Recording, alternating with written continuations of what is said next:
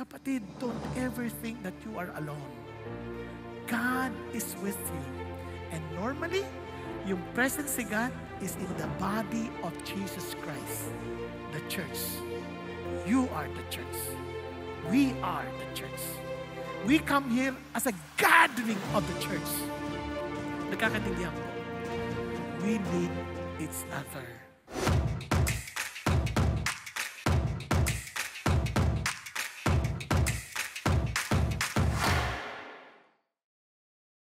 Last week, kung naalalin ninyo, ang ating tinalakay sa atin ni Paul, yung pong Philippians 2 hanggang 11. So basahin natin. Ito yung continuation. So then, my beloved, just as you have always obeyed, not as in my presence only, but how much more in my absence, work out your salvation with fear and trembling. For it is God who is at work in you, both to will and to work for His good pleasure. Na tingnan natin mabuti.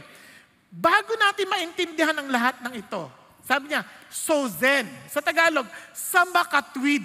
Di ba? Kung sa makatwid, may pinanggagalingan yan. Tama ba? Ano yung pinanggagalingan? Siyempre, mga naunang talatang kaunti. Sabi sa unang talata, for this reason also, again, meron na naman for this reason, may pinanggagalingan na naman.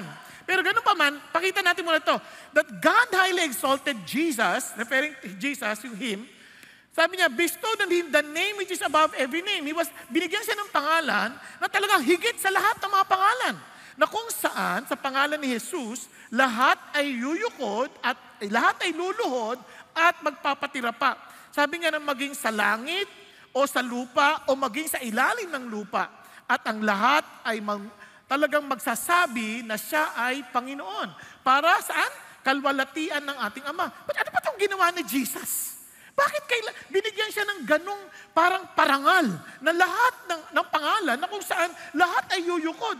Grabe, no? Parang, wow! Parang lahat ng naging mga nang insulto sa Kanya, lahat ng mga sumuway sa Kanya, luluhod din. Nakuha natin? Tayo given na eh. We recognize His greatness. We recognize who Jesus is. Sigurado, luluhod tayo. Tama? Sigurado, yuyukod tayo. Pero sabi ng Panginoon, lahat yuyukod sa Kanya. Kahit na tumanggi sa Kanya, isang araw, luluhod din sa Panginoong Hesus. Kaya huwag kayong masaktan kapag nagsishare kayo ng gospel na parang ay tanggapin ng iba, di ba? Huwag kayong masaktan kasi huwag ka magalala, isang araw, luluhod din yan. Walang pwedeng magmalaki sa Panginoong Kristo. Kasi yan ang Kanyang pangalan. Pero bakit siya binigyan ng ganyang pangalan? Sabi niya, for this reason, tinuturuan ko paano magbasa ha. Pagka, titingnan niyo ulit, ano yung pinanggalingan yan? Di ba? Ito yung pinanggalingan yan. Tandaan niyo, ganito ang ating maging ugali. Sabi niya, katulad ng ginawa ni Jesus, na bagamat siya ay Diyos, hindi niya, yun. Ano ba itong hilo na ito? Parang hirap pag gano'n, tuloy-tuloy. Hindi niya ito inangkin ang pagpantay sa Diyos. Sabi niya gano'n. Isang bagay na talagang dapat mong, hawakan mabuti. Bakit? Isipin niyo, iniwan niya lahat nung pagiging Diyos, sabi niya gano'n, at kinuha niya ang alin? Ang pagiging bondservant. Yung word na bondservant, walang karapatan, kundi ang karapatan lamang ng master. Yun ang kanyang pinili. Sabi niya, and being made in the likeness of man, nagkatawang tao, and look at this, being found in appearance as a man. And alam niyo, kung naalala niyo yung preaching last week, yung kanyang, parang kinuhang itsura pa naman sa Isaiah 53, verse 2, yung itsurang walang maaakit sa kanya.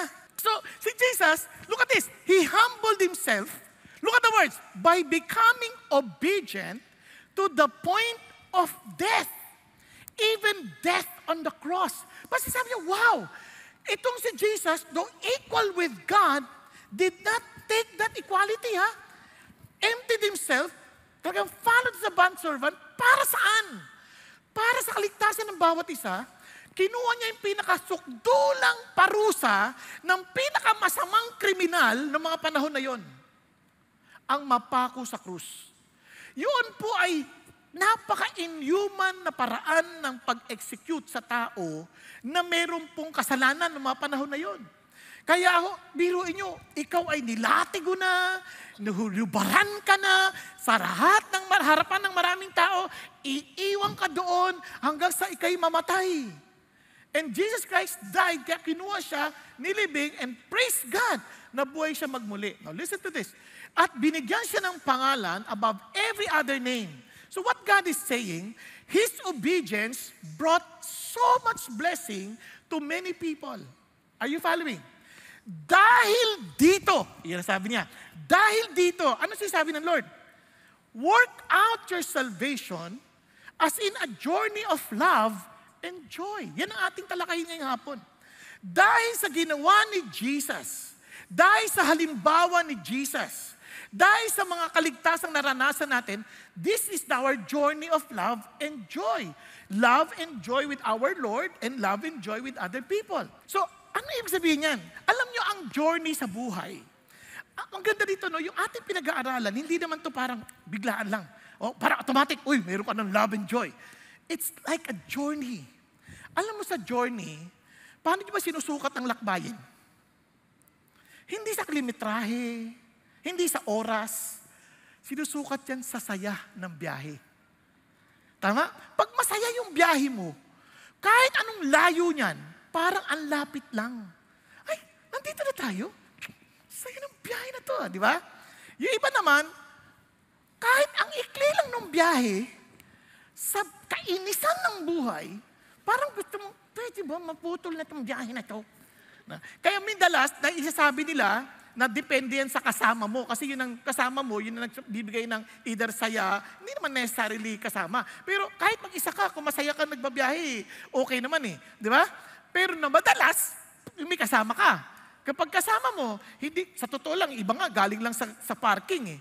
Yung kasama, asar na silang dalawa sa isa't isa eh. Kasi naman sabi ko, late ka na. Anong late? Mamaya wala naman tayo upuan doon. Doon sa tuktok o kaya sa overflow. Yeah.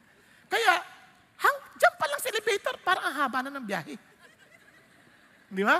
Pero kung ang saya-saya yung pumunta dito, mag-worship tayo, yes, hallelujah. Parang, nandito na kayo, ang bilis naman.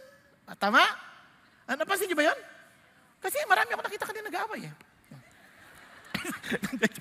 Now, so ano ibig sabihin niyan? Now, listen to this. Joy in obedience, joy in sacrifice, joy in community. Alam niyo, obedience, sacrifice, community, lahat ng yung elemento na yan, importante yan sa pag-ibig. Kaya in short, joy in love. Are you following? So ano ibig sabihin niyan? Joy in obedience. As in, to work out our salvation, there must be a joy in obedience. Joy in obedience, joy in hallelujah. Sacrifice and joy in community. Now, tingnan natin. Tiniya, so then, my beloved, just as you have always obeyed, not as in my presence only, but now much more in my absence. Look at the words. Work out your salvation with fear and trembling. For it is God who is at work in you, both to will and to work for His good pleasure. Ano ibig sabihin nito? Tingnan niyo mabuti. Sabi ni Paul, mga mahal ko. Ganda ng address niya, no? My beloved, mga mahal ko. Natutuwa ako sa inyo kasi sumusunod kayo, hindi lamang dahil nandyan ako, ngunit maging wala ako, sumusunod pa rin kayo. Doon nyo agad maintindihan na itong mga tao na to na experience ng kaligtasan ng Diyos. Kasi sabi niya, work out your salvation. Ituloy nyo pa. Bakit? Kasi ganito yan. Tayo bilang nilalang, hindi talaga tayo masunurin. Ang tawag nga sa atin, mamaya papaliwanag ko pa yan, ang tawag nga sa atin, sa totoo lang, ay mga anak ng hindi masunurin. Naalala niyo, sabi sa Ephesians? Ano sabi sa Ephesians? Sabi niya, we are sons of disobedience. Ganyan tayo. Hindi tayo masunuring tao. Kaya nga, mapapansin ninyo, hindi nyo tinuruan ng mga anak natin na huwag sumunod. Pero gugulat kayo, bata pa na sila, sumusuway na sila. And the only way for that to change, kailangan natin na tinatawag na regeneration. Kaya sabi ganoon, sabi niya, He saved us not on the basis of deeds. Napansin niya? Hindi tayo niligtas para dahil sa ginawa natin, which we have done in righteousness, but according to His mercy, by the washing of regeneration and renewing by the Holy Spirit, whom He poured out upon us richly through Jesus Christ, our Savior. And sabi niya, so that being justified by His grace, we would be made heirs according to the hope of eternal life. Yung ating kaligtasan, hindi yan sa gawa natin yan. Ang ating kaligtasan dahil sa ginawa ni Jesus. At buti na lang, hindi lang tayo niligtas mula sa impyerno, binigyan niya tayo ng bagong puso, bagong espiritu, upang yung matigas na ulo, matigas na puso, yung pusong bato, pinalitan niya ng pusong laman kung saan tayo ay meron ng kakayanang sumunod. Dati, palagi tayong pasaway. Kung ano yung bawal, yun ang ginagawa natin. Pero ngayon, nagtataka tayo, bakit biglang ako nagkaroon ng pagbabago ng damdamin? Bakit ako nagkaroon ng pagbabago ng desires? Bakit ako nagkaroon ng pagbabago ng mga kagustuhan sa buhay? Dati, pinagtatawanan natin ng mga nagba-Bible study. Ngayon, kasama na tayong pinagtatawanan. Ay, okay lang sa atin. Noon, sasabihan, ay, ano ka? Bakit ka susunod ka sa tatay mo? Alika na, labas na tayo dito. Alis na dito. Ay, hindi. Sabi ng tatay ko, wag daw ko alis. Oto ka pala eh, masunurin sa tatay. Diba? Pero, nagtaka tayo, bakit noon? Kaisa lang naman ako sa sumusuway. Lagi tayong tago ng mga bagay sa tatay natin, sa magulang natin. Pero ngayon, bakit ako hindi ko magawang magsikreto sa kanila? Bakit hindi ko magawang magtago ng bagay laban sa kanila? Dahil meron akong Diyos na minamahal at sinusunod at binigyan ako ng bagong puso. Dati, wala tayong kagana-gana sa ganitong bagay. Pero magtataka tayo, bakit gusto ko matuto? Gusto ko magbasa. Bakit ako nagkaroon ng panibagong pagkauhaw at gusto kong maintindihan paano ito sundin? Napansin niyo ba yan? Kaya maliban na maranasan natin yan, doon nyo pala maintindihan, wala tayong i-work out na salvation. Kaya balik tayo sa inutos ni Paul. Sabi niya, kaya mapapansin nyo, ang ating pagsunod, hindi na dahil sa nahihiya tayo, kundi dahil alam natin, dahil mahal natin ang Panginoon Diyos. Kaya magtataka kayo sa Sermon on the Mount, ganoon din na sinabi niya, beware of practicing your righteousness before men, to be noticed by them. Otherwise, you have no reward with your Father who is in heaven. Sabi niya, kaya pinakita niya example, pag nagbigay ka ng tulong sa mahihirap, huwag mong hayaan alamin ng iyong kaliwa ang ginagawa ng iyong kanan. Pwede ba yun? Ang sinasabi niya, ibig sabihin ng ganito, hindi pa pwedeng hindi mo alam, pero hindi mo pinaglalandakan. In fact, even yourself, sinasabi mo, hindi mo inaangkin na ikaw ang nagbigay. Kaya hindi alam ng kaliwa mo ang ginagawa ng iyong kanan. Na pag nagbigay ka, pag sabi, uy, thank you hindi mo inisip, ako nagbigay niyan. Hindi, walang ganun. Ginamit lang ako ng Diyos para pagpalain ng taong yan. Bigay ni God yan. Kaya wala kang tatanawin na utang na loob. Kaya maraming tao tutulong, tanaw ng utang na loob. So, ibig sabihin, ginagawa mo yun para sa iyong sarili, hindi para sa Panginoon Diyos. Are you following? Kaya sabi niya, pag nanalangin ka, do not be like the hypocrites who love to be standing in the synagogue, to be seen by men. But sabi niya, when you pray, ang dapat? Go to your inner room and pray to your Father who is in secret, and He will reward you. Bakit? Kasi our righteousness is, or our obedience is not based on what people will say, but our obedience is basically because of our relationship with God, our Father. Napapansin po ba, nasusundan po ninyo? Now sabi niya, when you fast, do not wear a gloomy face. Bakit? Kasi so that men will notice it. Wag, sabi niya, hindi ganun. When you fast, you do it unto the Lord. Kaya yung mga righteousness na yun, binigyan niya ng halimbawa, just to show us, ito ang pagbabago ng puso sa atin. Hindi tayo gumagawa para purihin tayo ng tao. Ito ay bunga ng biyaya ng Diyos. Kaya nga, balik tayo sa sinabi niya, kaya work out your salvation. Nakakatuwa. Kasi bakit? Kasi ito yung transformation ginawa ng Diyos sa atin. Kaya pansinin niyo, sinabi niya muna, you were just obedient. He described the changes in them. Napansin niyo ba yan? Then sabi niya, then work out your salvation with fear and trembling. For it is God who is at work in you. Hindi ka nagtatrabaho para maligtas. Naligtas ka na. Kaya my beloved, kasi meron ng transformation sa buhay mo. Nakuha natin? Andiyan pa kayo?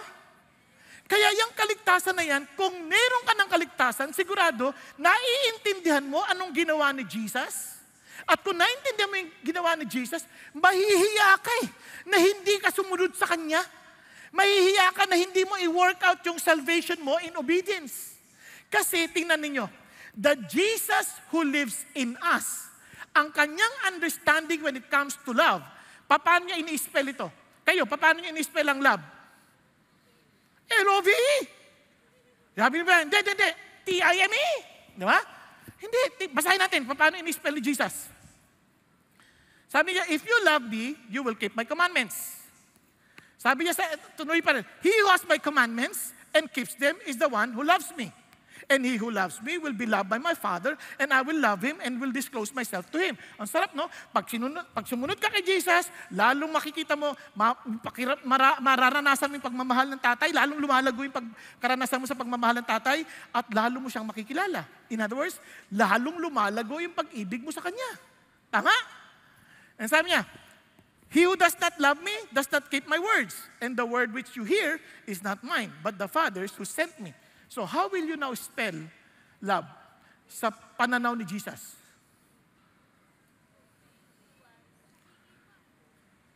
O-B-E-Y. What? Kaya isipin mo, kung si Jesus ang nasa iyo, and He loves to follow this Father, ano kayang klaseng buhay ang meron ang Christian?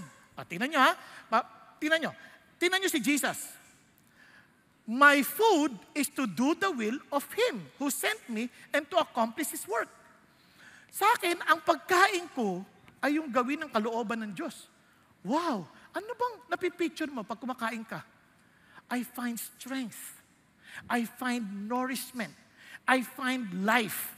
Kaya para sa akin, to obey the Lord, kalakasan ng puso ko yan. To obey the Lord, yan ay nagiging, imagine kung si Jesus who lives in us, what do you think He will do before the Father? He will obey. Kaya nga, ang laking disconnect for those people who claim to be Christians and yet not obeying the Lord. Hindi ko yun maintindihan. Not only to obey the Lord, but to desire what God wants. Sabi niya, I glorified you on the earth. Ilan sa inyo gusto niyo mag-glorify si God? Alam niyo pa paano? Pag-attend sa service? I glorified you on the earth. How?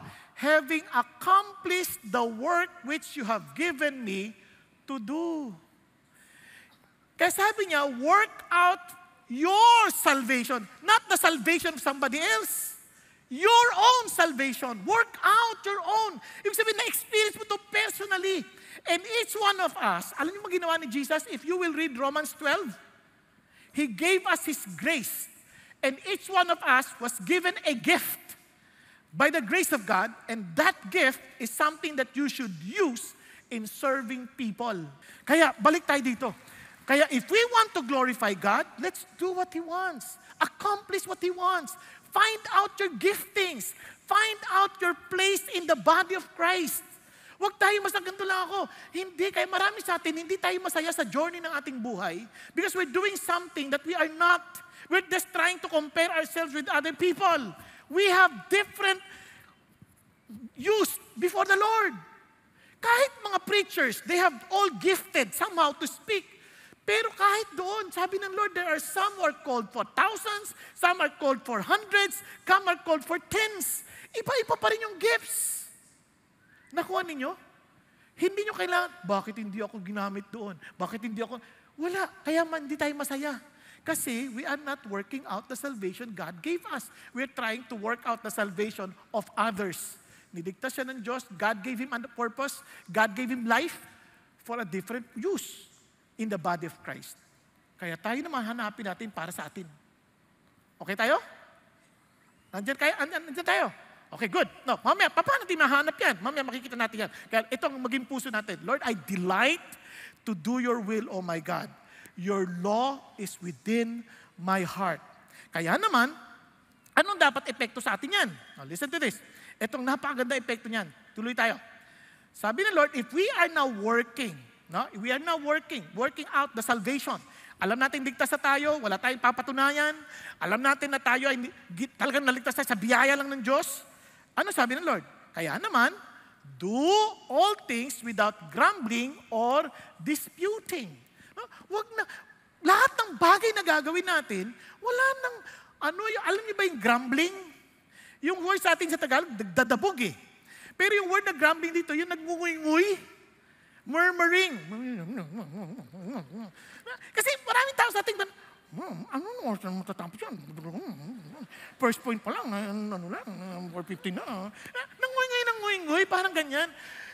Parang, di ba, sabi ng Lord, wag, sa lahat ng gagawin mo, parang gawin mo yan kasi you're working out your salvation. Niligtas ka ng Diyos. Di ipigay mo yung todo mo sa Diyos. Tama ba? Kasi the Lord is at work in you to will and to do. Look at the words. According to His good pleasure.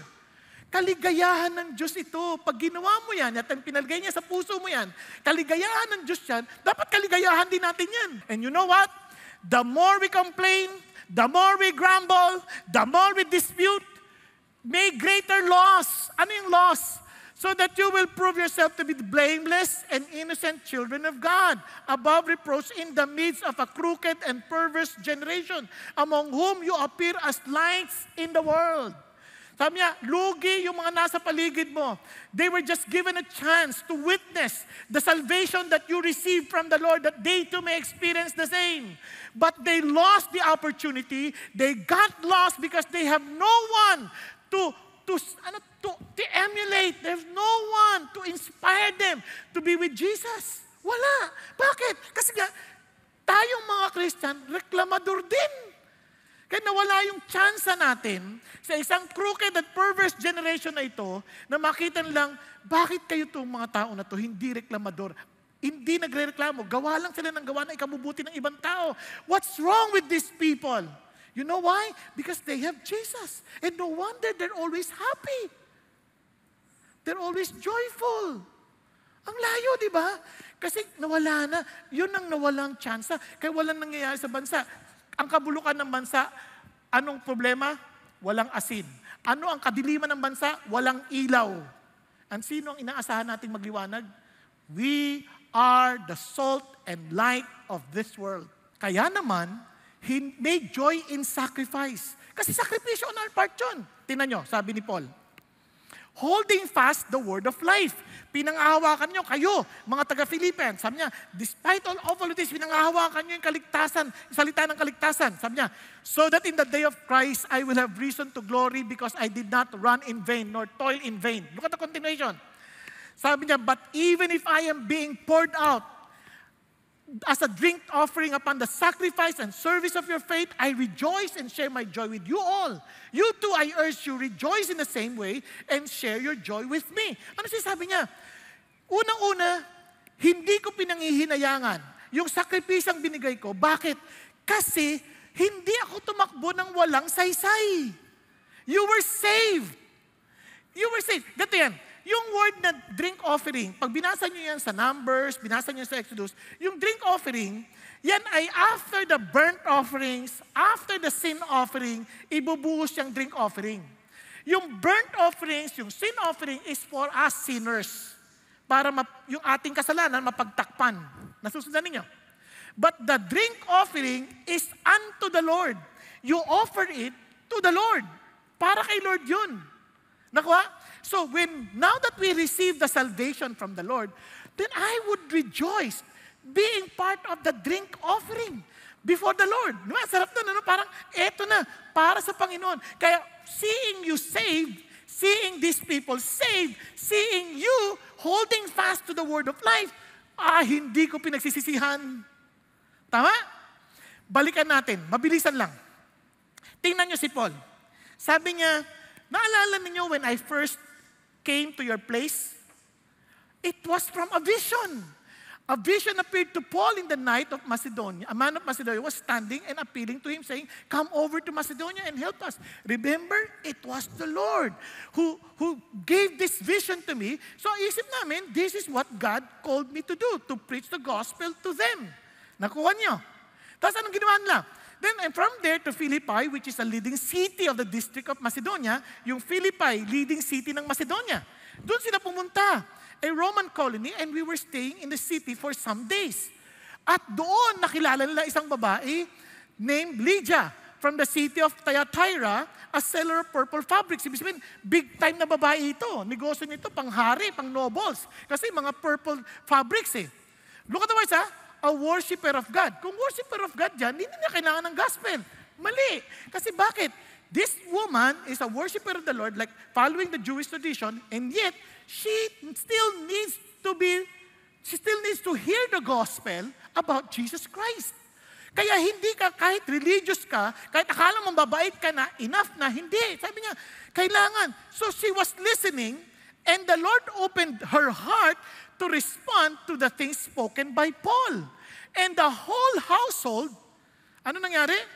Naging Christian. And they were baptized and saying, if you have judged me to be faithful to the Lord, come into my house and stay, and he prevailed upon us. So naging partner niya agad sa ministry. Nanintindihan natin?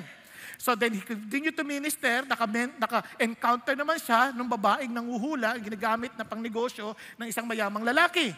Eh, ang kulit-kulit. Kaya ito si Paul, ano to? Alagad ng Diyos to, alagad ng Diyos to. Naggalit si Paul, sabi niya, pinalayas yung demonyo. Ano nangyari? Nagkagulo. At alam yung ginawa sa kanila? Nako, ginulpi sila Paul. So when they struck them with many blows, they threw them into prison, commanding the jailer to guard and securely. And he, having received such a command, threw them into the inner prison and fastened their feet in the stocks. Ano naging kasalanan naman ni Paul? Kung kayo sa kalalagayan ni Paul, nagministeryo na nga kayo, sumunod kayo sa kagustuhan ng Diyos, nagulpi pa kayo. Ano magiging pakiramdam nyo? Lord, labo naman. Ganito ba igaganti nyo sa akin? Di nagngunguy-nguy na naman. Tama ba? Ganito ba igaganti nyo sa kabila ng pagsunod ko? Alam niyo, nakakatawa si Paul.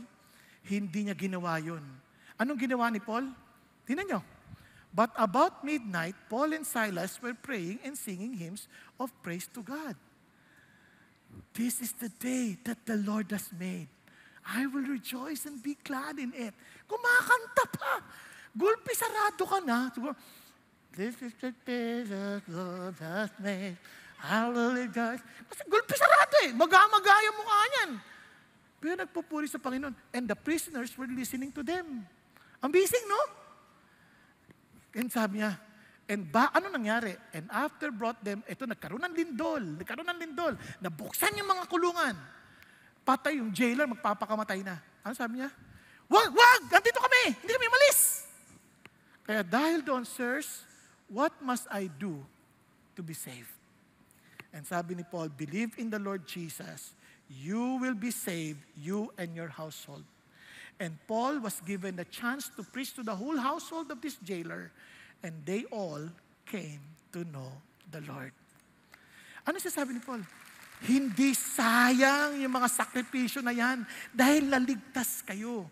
Tandaan natin, yung sakripisyo natin, sabi niya, grabe naman to, ang dami, naubusan na ako ng pera, naubusan na ako ng ganito, nawalan na ako ng pagkakataon, dapat ganito na ako, dapat ito na naabot ko. No, ang isipin mo, ilan ang mga kaluluwang naligtas dahil sa sakripisyong pinahintulot ng Diyos na gawin natin. Amen po? Pakisabi mo sa katabi mo, ikaw, kamusta ba? Di ba? Huwag nating panghinayangan yan. There is joy in sacrifice.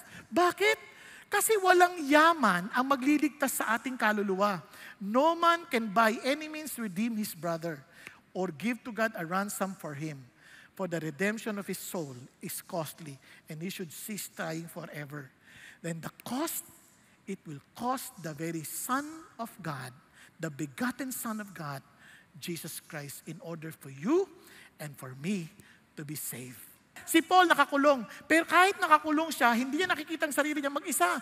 He could write the Christians, kaya there is joy in community. Ang Christian life, we are a body of Christ. We are a family. We are an army. Naintindihan niyo po? Walang sayang. Kasi may kasama tayo, hindi tayo nag-iisa. Whenever you feel that you are all alone, ba't ganito ang buhay ko, para ako lang mag-isa? Kasi you chose to be alone. You're not supposed to be alone because you are part of a community. You're part of the Christian community. You're part of the household of faith. You're part of the soldiers of Jesus Christ. Paano ka mag-iisa? Naunawaan po? Tingnan niyo si Paul. Tingnan niyo. But I hope in the Lord Jesus to send Timothy to you shortly, so that I also may be encouraged when I learn of your condition. Ha? Si Paul nakakulong sa Rome. Isipin niyo kung gaano kalayo yan sa lugar ng Philippi. About more than 1,000 kilometers. Pero ang puso niya, concerned pa siya doon sa mga taong malalayo. Kasi yun ang idea ng Christian life. Ang concern mo, hindi lang yung sarili mo. You're beginning to be concerned about the rest of the body of Christ. Kaya ito si Paul, sabi niya, concern ako, kaya papadala ko si Timoteo sa iyo. Biro mo, magsasacrifice si Timoteo para sa inyo dahil meron siyang kaisang puso ko that he also cares for you. He is concerned about you. Kaya sabi niya rito, so that I also may be encouraged when I learn of your condition. For I have no one else of kindred spirit who will genuinely be concerned for your welfare. Kaya kilala ko si Timothy because I'm the one who helped Timothy to grow in his faith. And I know his heart. I know his concern. I know his sincerity. Yun ang sinasabi niya. For they all seek after their own interest, not those of Christ Jesus. Kaya sabi nga ni Dietrich Bonhoeffer, Christian needs another Christian who speaks God's word to him. He needs him again and again when he becomes uncertain and discouraged. Sino sa inyo nadi-discourage? May natatakbuhan ba kayo? May D-group ba kayo matatakbuhan? Di ba, ang lungkot ng wala. Kaya I'm encouraging you, connect. Now, tignan nyo. I thought it necessary to send to you Epaphroditus. Grabe naman itong mga taga-Philippi. Nung nakulong si Paul, nagpadala pa sila ng kapatid, si Epaphroditus. And alam nyo, dating pagano siya kasi pangalan niya mula sa Aphrodite. So, naging Christian, willing to go. Sabi niya, pero my brothers, tinan yung mga salta, my brother, family. My fellow worker, community, parang social. My fellow soldiers, army. Who is also your messenger and minister to my needs. Because he was longing for you all, was distressed because of you, has heard that he was sick. Nagkasakit, iba naman itong si Epaphroditus. Tinan nyo, nag-concern yung buong Philippi. Di ba? Napansin nyo ba yun? Pero mo nagkasakit, concern ng lahat. Di ba? Minsan, nagkasakitan tayo, walang nakaalam. Kasi nga, walang koneksyon. We need to connect. That's the design of God. Instead of complaining, connect. Let's connect. Kahit si Paul, kahit siguro pinagpe-pray ni Paul na gumaling si Epaphroditus, hindi gumaling, muntik pang mamatay. And sabi niya, for indeed he was sick to the point of death. Kaya, wag ko kayong magtampo na, bakit ganun? Lahat ng pinag-pray na, namamatay. Hindi kahit naman ang Diyos ay gumagawa ng himala, hindi lahat gagaling. Kasi ang ating totoong kagalingan sa langit. Nagkakaintindihan tayo. So, tuloy tayo. But God had mercy on him, and not on him only, but also on me, so that he would not have sorrow upon sorrow. Therefore, I have sent him all the more eagerly, so that when you see him again, you may rejoice, and I may be less concerned about you. Pansin mo si Paul? Mas concerned ako sa inyo kaysa sa aking sarili. That's how we live. That's how Christian lives. And finally, receive him then in the Lord with all joy and hold men like him in high regard because he came close to death for the work of Christ, risking his life to complete what was deficient in your service to me. Amazing. Sabi niya, kayo po yung gaging kaganapan. Yung kulang sa akin, yung kulang sa inyo, siya nagpumuno. God is so gracious. Alam niyo minsan, hinahanap natin yung pag-ibig ng Diyos, but somehow God will send His people. He will send the body. Kasi sino yung body? The body of Christ, the church, para ma-experience natin yung pagmamahal ni Jesus. Amen? Kaya ngayon mga kapatid, tayo pong lahat ay yumuko sandali at pumikit. Gusto ko lang diinan to sa inyo. We will remain selfish, disobedient, lacking concern of anyone, especially in the body of Christ, kung wala pang Diyos at work in you to will and to do according to His good pleasure. In other words, wala pang kaligtasan, wala pa kayong ugnayan ng Panginoong Diyos. Kung kaya't ang layo ng pakiramdam mo sa isa't isa, parang yung kagustuhan mo, wala pa rin yung pagsunod, parang hindi mo maibigay dahil walang kapangyarihan na nagkumikilos sa iyo. Kaya sabi ni Jesus, even if you try to please Him without the Holy Spirit, you are still hostile before God. Kaya naman, ang sinasabi ng Diyos, I gave you my Son to be reconciled with me. Kaya kung nais mong ma-experience yung katotohanan ng kaligtasan ng Diyos, where you can work out your salvation, first experience the salvation of Jesus Christ. Accept Him. He is the salvation. Accept His sacrifice. Believe that He is the only person who can save you from your sin because He was the one who is perfect, who died and rose again from the dead for you. Kaya may tanong ko sa inyo, binigay mo na bang buhay mo kay Jesus? Tinanggap mo na ba siya sa buhay mo? Kung hindi pa, ito yung pagkakataon. Don't wait for tomorrow might be too late. Kapatid, kung heart mo ibigay, tanggapin si Jesus sa puso mo, itaas mo yung kanang kamay, sabi mo, Lord, I want to accept you as my Lord and Savior. Yes. Huwag kang mahiya. Yes. Kayo po nasa balcony. Yes. Nasa upper balcony. Yes. Baging sa mga nasa online, sa mga nasa overflow rooms, inikayat ko kayo, be humble before the Lord. You know yourself. You know whether your heart is far away from the Lord or not. But God is telling you now is the day of salvation. Come, and I will give you rest. Thank you, Jesus. Sa mga nagtaas ng kamay, sabi ng Panginoong Jesucristo, salamat. Salamat that you obeyed your Father. Salamat that you chose to be a bondservant and even chose to die on the cross for me. Salamat, Panginoong Jesus, that because of your obedience, you were given a name above every other name. Every other names that every knee will bow and every tongue will confess that you are the Lord. And Lord Jesus, ngayon pa lang, lumuluhod na ako sa inyo. Tinatanggap kita bilang aking Panginoon at tagapagligtas at kinikilala ko na kayo ang aking Panginoon. Change my heart, O God. Nang sa gayon, susunod ako sa kagustuhan ninyo. Mauuhaw ako sa bagay ng kalooban ninyo at hahangarin ko ang pleasure ninyo at hindi ang sarili kong pleasure. At Panginoong Hesus, salamat po na kayo ay hindi lang nagliligtas sa amin para mapunta sa langit, kundi binibigyan nyo kami ng bagong pagkatao. We are a new creation because of Jesus. Salamat po, Panginoong Hesus. Kaya naman pinapangatawanan namin ito, na kami po ay may kagalakan sa pagsunod, na mayroong kagalakan, Panginoon, sa pagsakripisyo dahil sa kaligtasan din ng iba, at may kagalakan, kabahagi ako ng katawan ninyo, kabahagi ako ng pamilya ninyo, kabahagi ako ng hukbo ninyo upang isulong ang kaharian ninyo dito sa lupa gaya ng sa langit. Salamat po, aming Ama. Kaya naman, Panginoon, pinapanalangin ko, di lamang po yung mga tumanggap sa inyo, ngunit bawat isa din narito, bawat pamilyang aming nire-represent, may you allow us, Father God, to reflect who you are to us. Allow us to really work out our salvation, that they may see the joy in our obedience to you, the joy in our sacrifices, because we want to see people saved. And Lord, I pray that we may also experience the joy in being part of the community. Thank you, Lord, for this body of Christ. Thank you, Lord, for this small community where we can work together and advance your purposes in this country, the Philippines, and even to the uttermost part of this world. Thank you again, Lord, for your loving kindness. Lord, we give you all praise, we give you all glory. In Jesus' name we pray. Hallelujah. Amen and amen.